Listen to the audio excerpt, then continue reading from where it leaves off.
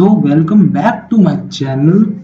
और जैसा कि तुम अपने सामने देख सकते हो कि ये है मेरी आज की टू डू लिस्ट। इसमें मैथ, फिजिक्स, डीपीपीज और केमिस्ट्री सब इंक्लूडेड है। मतलब टू डू लिस्ट बना लेगा ना, अपने सामने रहती है ना, तो माइंड में ये रहता है कि जल्दी जल्दी ये खत्म करूँ, फिर मेरे को दूसरे टास्क भी करने हैं। अगर मैं तुम्हें बताता हूँ, पढ़ाई अच्छे से करनी है ना एकदम, तो चाहे तुम 3-4 टास्क ही रखो दिन के।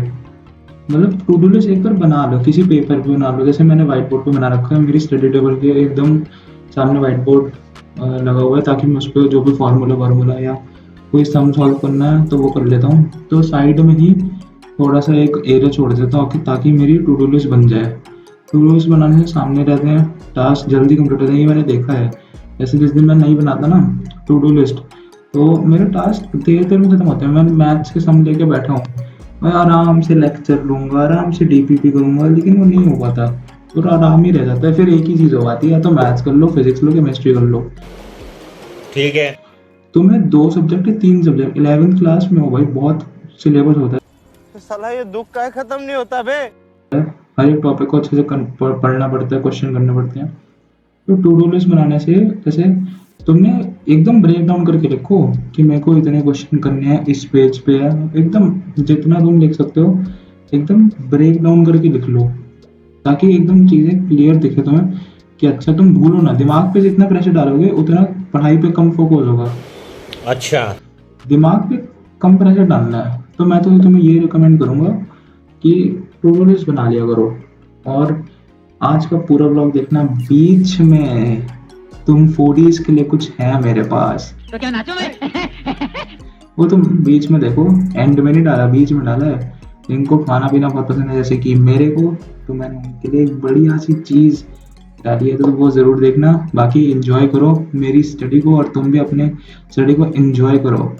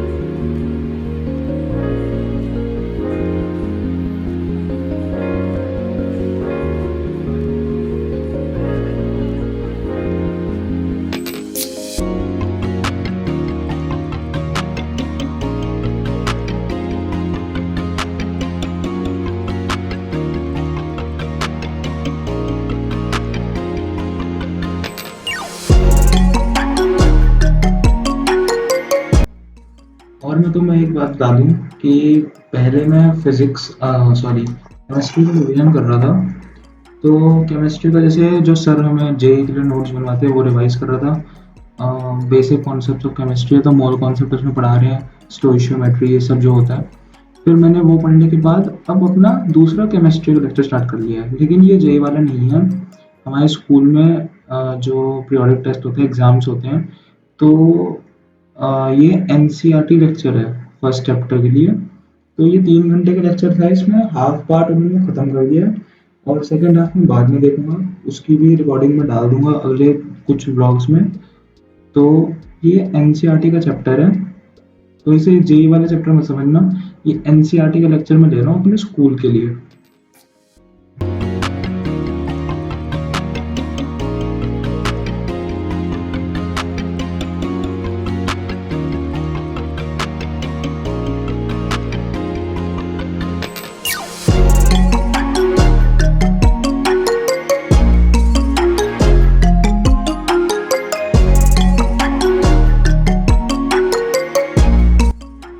और जैसे कि मैंने बोला था कि फूडीज के लिए, खाने वाले लोगों के लिए, जिनको खाना बहुत पसंद है, उनके लिए कुछ स्पेशल है।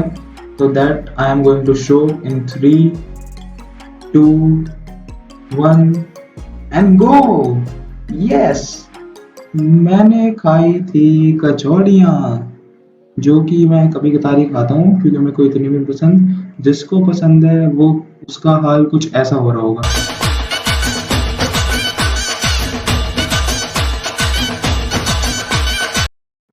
तो उम्मीद करता हूँ आपको मेरा व्लॉग पसंद आया होगा। व्लॉग के साथ-साथ कचौड़ियाँ भी पसंद आई होगी।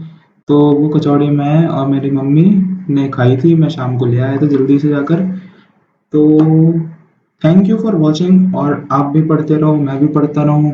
मैं व्लॉग्स डालूँगा, आप मोटिवेट हो, और थैंक यू।